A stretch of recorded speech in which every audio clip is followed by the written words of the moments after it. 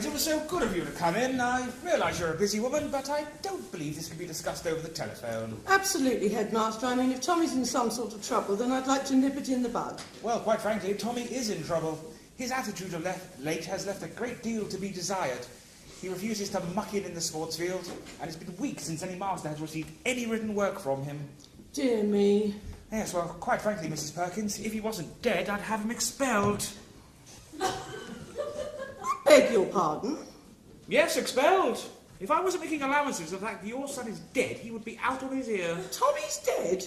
Oh, yes, he's lying up there now in sick bay, stiff as a board and bright green. And I fear this is typical of his current attitude. You see, the boy has no sense of moderation.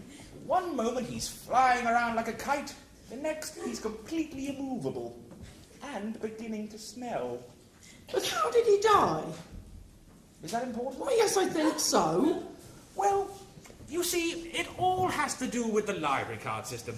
We've had trouble of late, boys sneaking into the library and taking books without permission. I caught your son and I administered a beating, during which he died.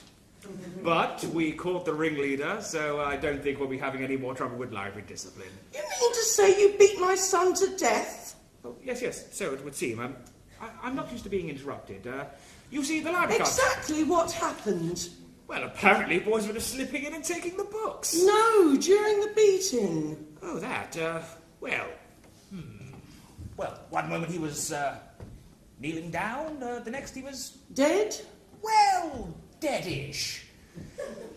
Mrs. Perkins, I find this morbid fascination with your son's death quite disturbing. What I'm talking about is his attitude, and if I may be so bold, I think I can see where he gets it from.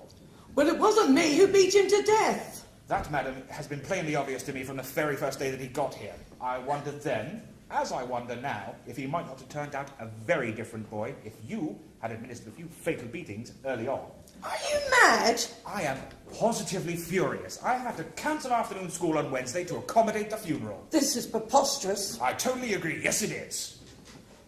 Or, at least it would be, if it were true. What? I've been joking with you, Mrs. Perkins. It's just my strange academic sense of humour. Oh, thank God. I wouldn't cancel afternoon school to bury that little shit.